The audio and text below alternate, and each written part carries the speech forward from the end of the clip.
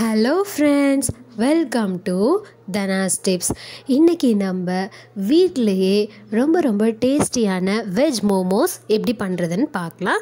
இந்த வெஜ் மோமோஸ் பண்ணுறதுக்கு தேவையான பொருட்கள்: மைதா மாவு 200 கிராம், கேரட் துருவல் 1 கப், பொடியாக நறுக்கிய பீன்ஸ் 1 கப், முட்டைக்கோஸ் 1 கப், முட்டைக்கோஸையும் நறுக்கி எடுத்துக்கணும், பொடியாக நறுக்கிய வெங்காயம் 1 கப், கொத்தமல்லி தழை 1 கப், இஞ்சி பூண்டு பேஸ்ட் 2 ஸ்பூன், பச்சை மிளகாய் 2, உப்பு தேவையான அளவு, எண்ணெய்.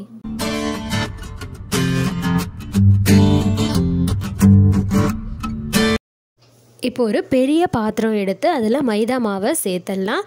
இப்போ இதில் 2 ஸ்பூன் எண்ணெய் விட்டு கொஞ்சமாக உப்பு சேர்த்துட்டு மிக்ஸ் பண்ணி விட்டுக்கலாம். இதில் கொஞ்சமாக தண்ணியும் சேர்த்து மிக்ஸ் பண்ணி விட்டுக்கலாம். தண்ணி அதிகமாக சேர்த்துடக்கூடாது, சப்பாத்தி மாவு பதத்துக்கு இது வரணும்.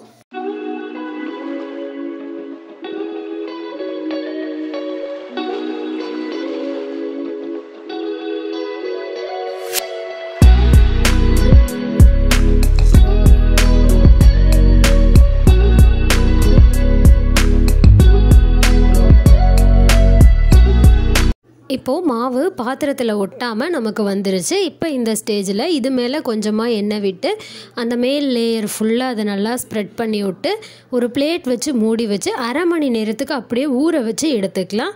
அரை மணி நேரம் ஆனதுக்கப்புறம் தான் நம்ம அதை திரட்ட போகிறோம். இப்போ நம்ம கடாயில் 1 ஸ்பூன் எண்ணெய் விட்டு இஞ்சி பூண்டு பேஸ்ட்டை சேர்த்துட்டு வதக்கிக்கலாம்.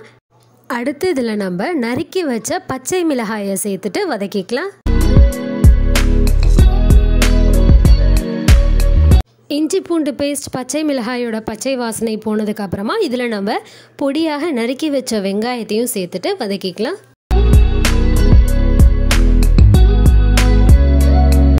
வெங்காயம் வதங்கிருச்சு. இப்போ இதில் நம்ம நறுக்கி வச்ச முட்டைக்கோஸை சேர்த்துட்டு வதக்கிக்கலாம்.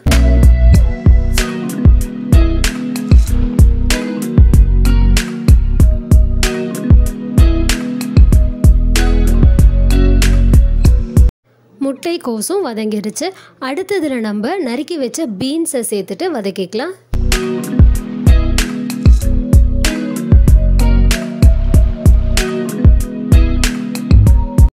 அடுத்து இதில் நம்ம கேரட் துருவலை சேர்த்துட்டு வதக்கிக்கலாம்.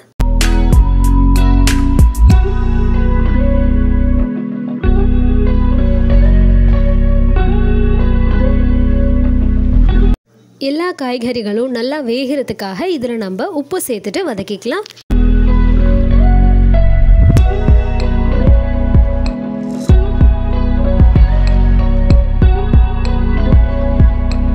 இப்போ கடைசியாக இதில் நம்ம கொத்தமல்லி தழையையும் சேர்த்துட்டு வதக்கிக்கலாம்.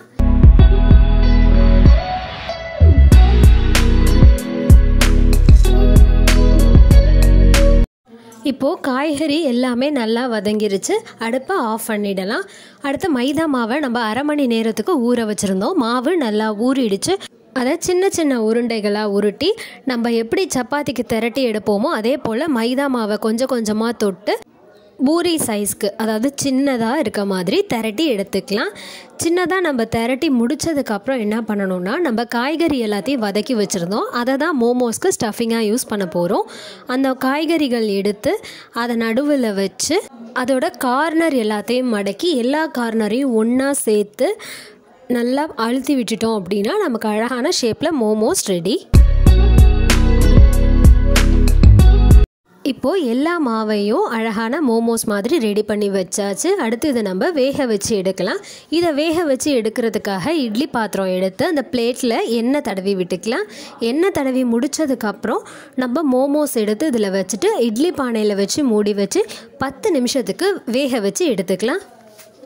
அடுத்து நம்ம மோமோஸ்க்கு தொட்டுக்க காரசாரமாக ஒரு சட்னி ரெடி பண்ணிடலாம். இந்த சட்னி செய்கிறதுக்கு என்னென்ன பொருட்கள் தேவைன்னு பார்த்தலாம்.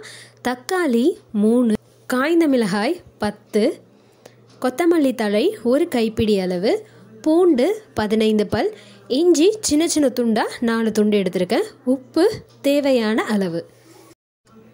ஒரு பாத்திரத்தில் 1 டம்ளர் தண்ணி விட்டு காய்ந்த மிளகாயையும் தக்காளியும் அதில் சேர்த்துட்டு ஒரு 5 நிமிஷத்துக்கு வேக வச்சு எடுத்துக்கலாம். இது வெந்து முடிச்சதுக்கப்புறமா இதை ஒரு பிளேட்க்கு மாற்றி ஆற வச்சு எடுத்துக்கலாம். இப்போ நம்ம இட்லி பானையில் வேக வச்ச மோமோஸ் ரெடி ஆகிடுச்சு. இப்போ அதை ஒரு ஸ்பூனை வச்சு எடுத்து பிளேட்க்கு மாற்றிக்கலாம்.